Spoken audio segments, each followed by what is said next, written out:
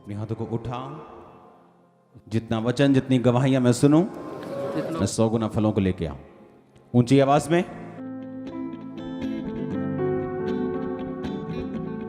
तारीफ करो जोर से। अब बाइबल कहती परमेश्वर अपने वचन को भेज के अपने लोगों को चंगा करता है। अब ध्यान से मेरी बात को सुनना। जितने लोग आज के वचन को समझ गए, आपकी लाइफ में छुटकारा लेना आपके लिए पॉसिबल होगा और आप, आपका परिवार दोनों छुटकारा पाएंगे यीशु मसीह के नाम में।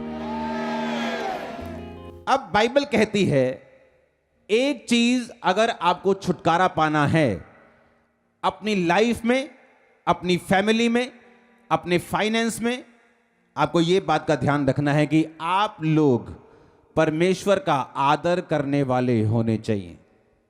अपने पड़ोसी को बोलो, खुदावंद का आदर कर और वो तुझे छुड़ाएगा। फिर से बोलो ऊंची आवाज में, आमीन। अब जो चीज मैं आपको बताने वाला हूं, खुदावंद का आदर करें पब्लिक में, यह जरूरी है। अगर आप खुदावंद का आदर पब्लिक में करें तो बाइबल कहती है वो आपकी लाइफ में छुटकारों को देगा। अपने हाथों को उठाओ, बोलो ये वचन आज मेरी जिंदगी में 100 गुना फलों को लेके आए। पहला शमूएल 2 उसकी 30 में लिखा, इसलिए इज़राइल के परमेश्वर यहोवा की यह वाणी है कि मैंने कहा तो था कि तेरा घराना और तेरे मूल पुरुष का घराना मेरे सामने सदैव चला करेगा, परंतु अब यहोवा की वाणी यह है कि यह बात मुझसे दूर हो, क्योंकि जो मेरा आदर करे मैं उनका आदर करूंगा, जो मुझे तुच्छ जाने वो छोटे समझे जाएंगे।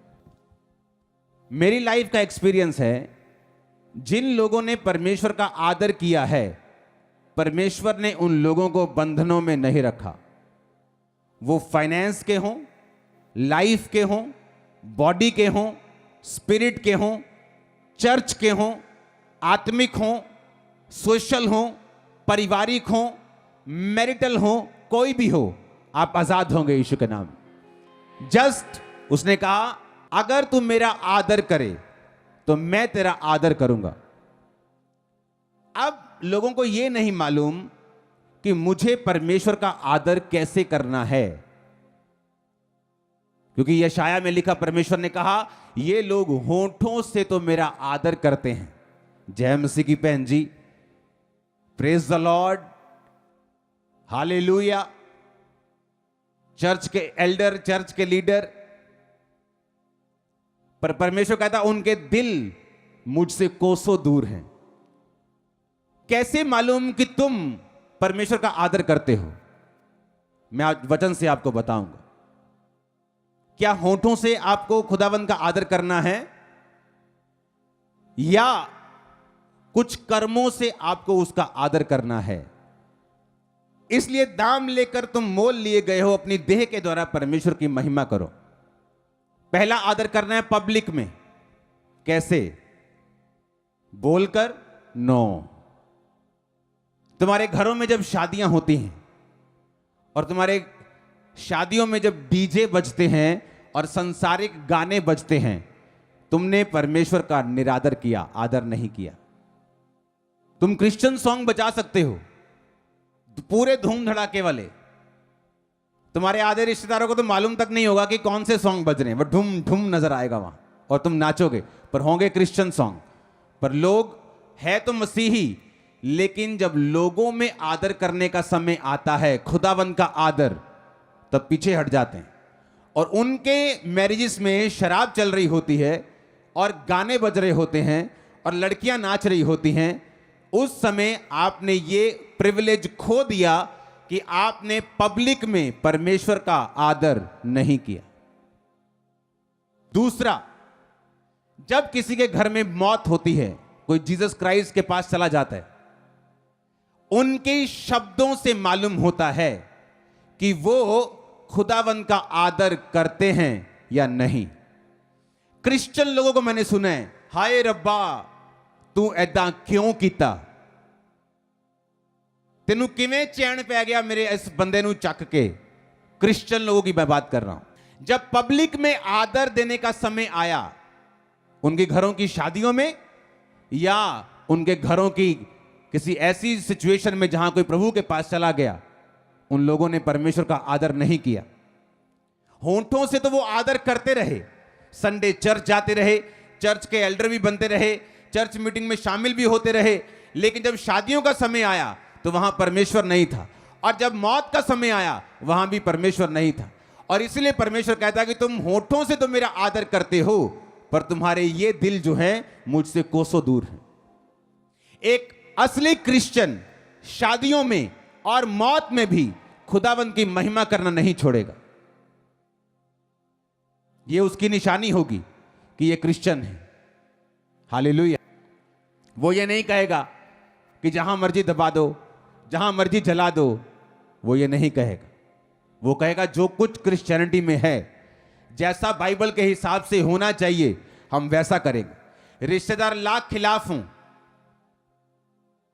जब भी आप किसी ग्रेट पर्सन को देखते हैं, दाऊद को देखते हैं, पतरस को देखते हैं, आज के किसी व्यक्ति को देखते हैं, उसके पीछे बहुत से किए गए ऐसे कर्म हैं जिनके विषय में आप लोग शायद नहीं जानते।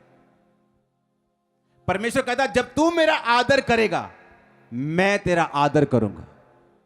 जब प्रधानमंत्री किसी का आदर करते हैं, बुलाकर खाना खाते हैं, फोटो खिंचवाते हैं, इनाम देते हैं, तो आदमी फूले समाता है कि फूले नहीं समाता, भाई मेरा आदर हुआ है। सोचो जो प्रधानमंत्रियों का प्रधानमंत्री है, जो राजाओं का राजा है, वो जब वो आदर देगा, किस लेवल का वो आदर होगा। इसीलिए जब एक व्यक्ति को परमेश्वर खड़ा करता है, जो वोटों से खड़ा नहीं हुआ, जो गॉड के चूज करने और उसके चुनने से खड़ा हुआ है, और जब परमेश्वर उसको आदर देता है, लाख लोग जेलसी करें, लाख लोग उनके खिलाफ प्रीच करें, उनका आदर आप बढ़ते हुए देखते हैं, कभी कम होता हुआ नहीं देखते। यह निशानी होती है कि इनका आदर जो है यह इंसान से नहीं आया। मुझे परवाह नहीं आप क्या सोचते हैं, लेकिन परमेश्वर क्या सोचता है। जब इंसान से आदर नहीं आया, जब परमेश्वर ने दिया है, जब वो देता है तो इंसान भी आदर करते हैं, क्योंकि आपने जीसस क्राइस्ट को पब्लिकली ऑनर किया है।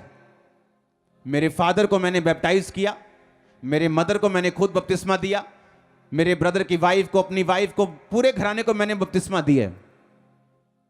मेरे फादर के बैप्टिज्म सबसे बाद में हुआ है, और मैंने अपने लोगों को बता रखा था कि अगर मेरे फादर का बपतिस्मा लेने से पहले अगर उनको प्रभु ले जाता तो मैं उनके उस क्रियाक्रम में शामिल नहीं हो सकता था। मैंने बताया हुआ था, मैं वहां पे खड़ा हो सकता हूं, लेकिन उसके आगे और कुछ नहीं कर सकता, क्योंकि मेरा पहला प्यार जो है वो जीसस क्राइस्ट और रहेगा। सख्ती से जब स्टैंड आप लेते हैं, परमेश्वर आपके दिल को देखकर आपकी सराउंडिंग्स को चेंज करता है। आज मेरे फादर प्रभु में हैं, सेवा कर रहे हैं, मुझसे भी कई बार ज्यादा टाइम वो सेवा में दे देते हैं। कहां कैसे हुआ? जब तू मेरा आदर करेगा, गॉड ने कहा मैं तेरा आदर करूंगा। कुरिन्थियों में लिखा अपने देह के द्वारा मेरी महिमा कर, पब्लिकली मेरी महिमा कर। कैसे? जैसे चर्च में होता है, हां भैन फलानी भैन ने दुआ करांगे, भैन ਨੂੰ लगता मैनू आदर मिलिया। नहीं नहीं नहीं नहीं नहीं, एक गिरा हुआ बंदा भी दुआ कर सकता है, एक आत्मिक भी दुआ कर सकता है। आदर है जब वो एल्डर, वो मेंबर, वो क्रिश्चियन जब अपनी शादियां करे तो वो कैसे करता है। शादी के टाइम में शराब चली या वचन चला, डीजे चला, गाने चले या यीशु मसीह के वचन चले, सॉन्ग चले। अगर तुमको लगता है जीसस क्राइस्ट के गाने में तुम नाच नहीं सकते तो मेरे पास आना, ऐसी कलेक्शंस दूंगा, तुम्हारे रिश्तेदारों की टांगों में खल्लियां पड़ जाएंगी नाच नाच के। हालेलुया, आमीन। पब्लिकली आदर नहीं किया तो परमेश्वर भी पब्लिकली आपको आदर नहीं देता। आप चर्च में तो एल्डर बन जाते हैं, चर्च के तो मेंबर बन जाते हैं, लेकिन क्या सचमुच खुदा आपको आदर करता है या नहीं?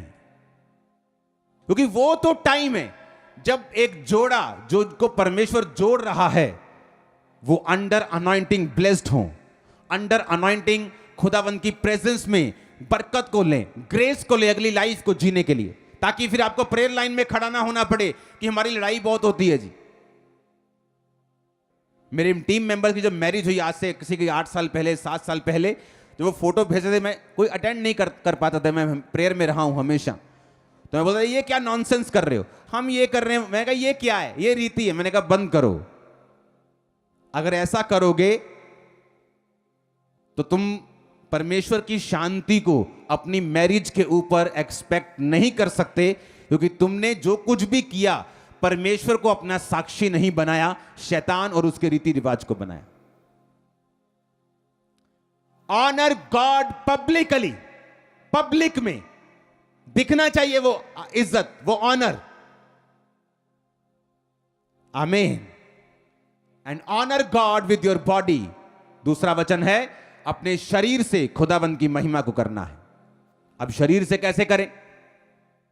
अब शरीर से परमेश्वर की महिमा आप कैसे कर सकते हैं?